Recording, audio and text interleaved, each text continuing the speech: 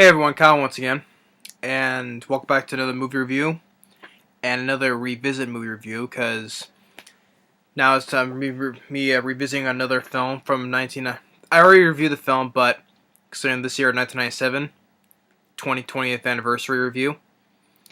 This one, like I said, I reviewed the film. I gave you can check it out. I gave like the full in-depth review of it, but it's gonna be much shorter because I'm just talking about why I enjoy this film so much. So for the 20th anniversary movie review, revisiting actually, that we're doing, is other than the film, I would say is very underrated, and still don't get why nowadays a lot of people, not all people, but some people don't like the film. And that is Anaconda. Yeah. So Anaconda, 20th anniversary movie review. 20 years later, I still love and enjoy this film very much. It's an underrated creature feature film. Also one of my favorites, and also one that I grew up watching. Definitely my favorite of the killer snake film.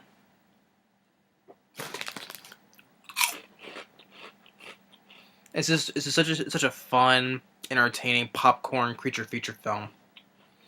And with what I'm eating this time, I'm having a little snack on bugles.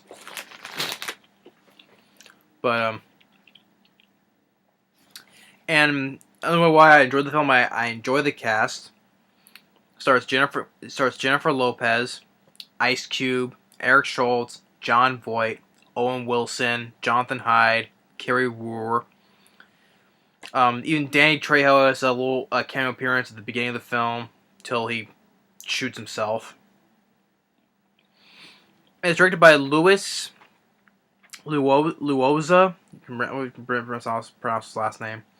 He directed the 1994 Stallone film called The Specialist. And this film, after this film, he hasn't really gone to direct much, sadly. After this, I think the guy did a really great job directing. The film, it got a lot of criticism, has low ratings on IMDb and on Rotten Tomatoes. I completely disagree with that. And of course, it was nominated for Razzies as well. For Worst Picture, Worst Director, Worst Actor Jon Voight, and also Screen Combo Jon Voight and the animatronic Anaconda. And that's why a lot of people seem to hate on Jon Voight's performance. I don't see how. I enjoy Jon Voight. He was really fun in the role as I forget what his character name now. But he was just a lot of fun in the film. Makes you want to hate the guy. But Jennifer Lopez, Ice Cube, I really do enjoy. They're two leads that I thought they're really well solid. I think Jennifer Lopez is not that bad of an actress. As obviously this is my favorite film of starring her because it's like the only horror film she starred in.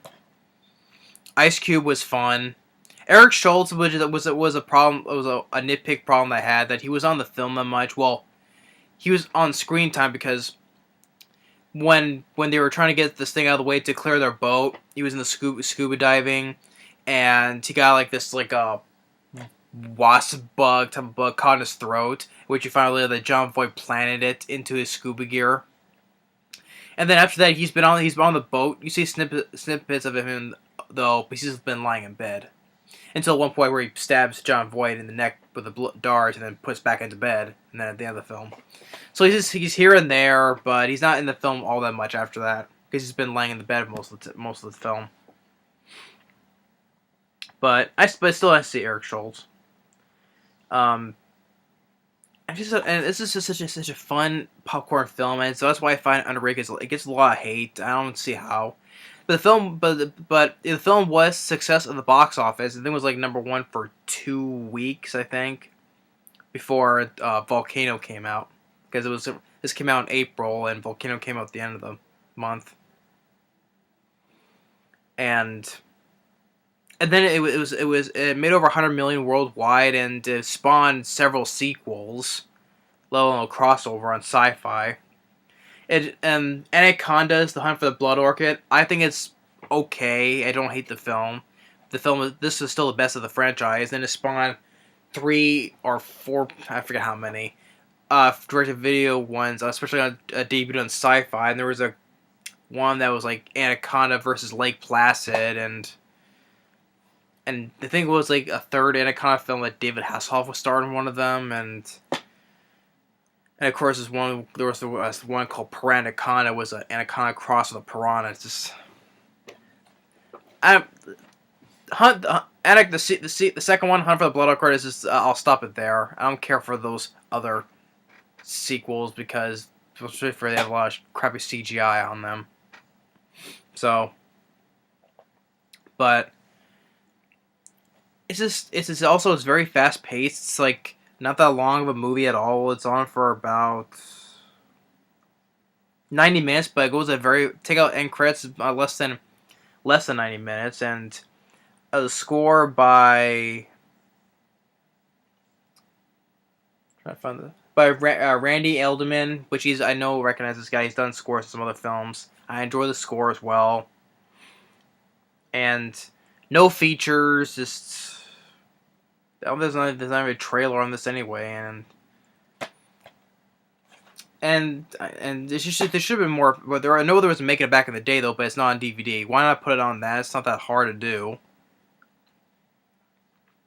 But it's just there's the story that's really quick that Jennifer Lopez, Eric Stoltz are part of this group that want to go in the Amazon to their documentary crew that want to find this local tribe in the Amazon, and they meet with Jon Voight. He's a snake hunter. He tricks them into helping him, instead of going where they're doing, because they say, "Oh, help us, but help me, and I'll help you." But and when they find this boat which had cages which were Danny Trejo was in the beginning of the film, and one of their guys that was driving the boat, Mateo, he gets killed by the Anaconda, and they bring this trunk back there which had this long rolled up layer of snake skin, and Ice Cube's like, "Is snakes out there this big?" And Jennifer Lopez is like, snakes don't eat people, and Jon Voight's like, "Oh yeah." Snakes, Anaconda is a very powerful snakes, and they wrap around you, hold you tighter than your true love, and you're hearing the privilege of hearing your bones break.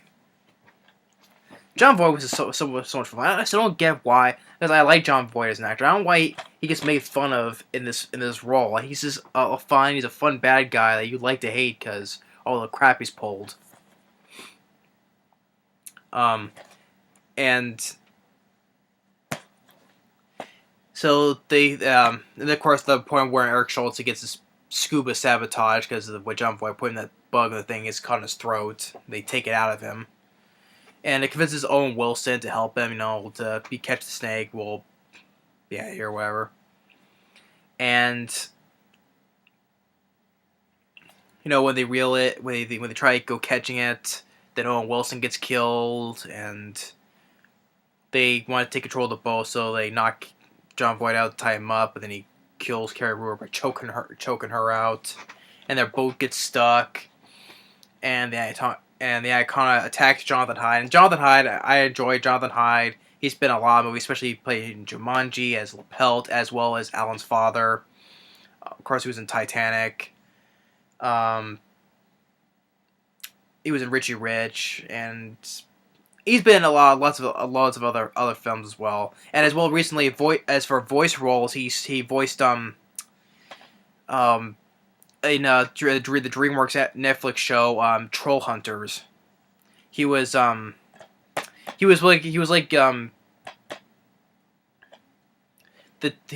teacher, but he's a troll hunter, and it was called our hero Young Atlas, that character. But that's Jonathan Hyde. I liked his voice in the Troll Hunters, and he's done a lot of movies. I enjoy him as an actor. And he gets killed by the Anaconda because he climbs the rocks during this waterfall. And he jumps down and catches him in midair. And then Jennifer Lopez and Ice Cube find Jon Voight until they go to this other place. thing where they get caught, they're tied up, and he's trying to lure this one another anaconda when Jennifer Lopez shot the first one. And when the anaconda is this well done practical, yeah, there's little moments when it's CG though, but most of the movie it's well done practical animatronic snake. The first one and the second one well made. I don't know why it gets made fun of. I mean, how else anacondas are supposed to look, and like I said, anacondas are very powerful snakes, and they can. There's a couple ones that have said like they can eat alligators or crocodiles, and like one ate a hole, and like in real life, like one ate a hole and it exploded. But other than that, the effects of the anacondas were well made. And the little snippets of CG I can deal with, even though it's a little bit wonky though, but I can deal with that. Until Jon Voight, he gets his comeuppance when he gets wrapped around and he gets crushed, and I always enjoy like the anaconda is about to swallow him. You see the inside of the anaconda putting Jon Voight in its mouth, like the inside shot of the insides of the anaconda when he's eating Jon Voight. I always like the VOP shot. And then, of course, when he's chasing Jennifer Lopez, spits him back out, and he does a little wink. And then they chase him. He gets chased up the smokestack, and then Jennifer Lopez jumps down when Ice Cube tries to blow it up. And like I said, by the CG, when it falls out of the smokestack and it's on fire when it lands the water, that's like a wonky CG effect though. But when it cuts back to it, it's on real snake, on animatronic snake on fire, and they think it's dead. Pops back up, and then Ice Cube just kills it with an axe. Ice Cube, I would say he did great in this film. He had his little badass moments. Because I like Ice Cube. He can be a good actor. And then they get the fuel, and him, Jennifer Lopez, and Eric Schultz. They see the tribe they've been looking for as they get the camera, and as they leave the Amazon. Yeah, so that's why I can do it real quick, because I've already reviewed this film. You can check the first film out, because I'm just revisiting it. Why it's such a fun film. So yeah, and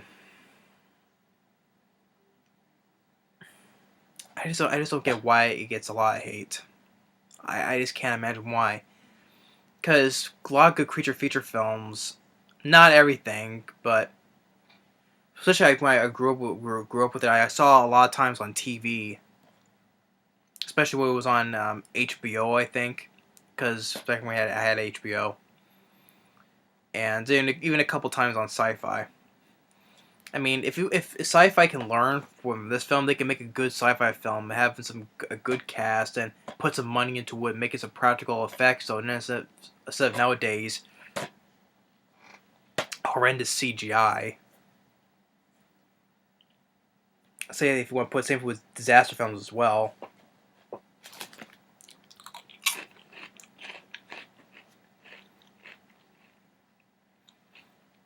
This is why I consider it's very underrated creature feature film, much like that one right behind me, or let alone that one right behind me. So I love both movies, two of my all-time favorite films. Those get the hate a lot. Yeah, even that film has some CG is not all that great though, but I can deal with it because that was 1998 though, but especially when it has a good cast and some good funny humor and the idea and all that stuff is just the whole premise. I love that film to death, and I love that film to death too. That film still gets out of all the between these three films, that film gets the more of the hate. I'll defend that film to the end, till like the day I die. So, because I love Godzilla 1998. The CG and the effects, because that film also has a lot of good practical stuff too. That has a bigger budget, like how close to Godzilla, some of the closeness, especially with the babies and the eggs, a lot of good practical stuff. That has a good amount of mix of practical effects as well as CG. Some people tend to forget that about some good use of practical effects in that film, especially a good cast as well, and good directed by Roland Emmerich. But all that stuff, because I'm just saying, because those are creature feature, all three creature feature films. I guess hate, and I put them as underrated as well. Especially because both of those films were 1998, both is 97. Yeah, it's a prime example. I got 3 underrated creature feature films that I love and enjoy. So yeah, but this film, good cast. I enjoyed Jennifer Lopez, Ice Cube. Eric Charles, for the little bit he had, didn't do much though, but he was still there, fine. Jon Voight, like I said, fun role, fun performance. I don't get why he gets made fun of. The effects of the Anacondas, awesome effects. CG with a good little mix though, but I can deal with it of the CG. I like the location. There was some shots that looked like they were shot in the Amazon. I know certain ones were stages though, but it looked like a lot of parts they did shoot in the Amazon. Also, other supporting cast. Jonathan Hyde. I enjoy. Owen Wilson for the little role he had. Seems to die in horror films, like he did, and then this film, and then The Haunting, which this is a lot better than The Haunting than he starred in. Terry Ward, she was there too. The score I like. The pacing is very fast paced. Good directing. I wish this guy would. After this, I don't know why, because this film was a hit. I don't know why he doesn't go to do much. Wish we could get a chance to direct another good horror film. And for the writing, I would say overall very good. Some editing, cinematography. But yeah, and which I still prefer for the DVD which I have right here. It's just I prefer the look is on the poster, because a lot of DVDs it shows just them right here. It shows the cast like this. I don't care for that look on the DVD cover. I prefer the look it is on the poster right here. And that's another thing. Maybe I'll get when I do the poster update, I'll get the poster of this, because it's underrated and I enjoy the film. It's one of my favorite creature feature films. Let alone a killer animal films, because I just reviewed dogs, so I reviewed my reviews at another killer animal film that I love and enjoy. So, but yeah, maybe one day I'll get the poster of this, because this I would say, because I like the poster, I like how that Anaconda looks. So, but the sequel, it's a decent. I think it's okay. I don't hate the film. Little problems here and there, but sequels I don't care to watch. The sci-fi ones I don't care watching. I don't bother.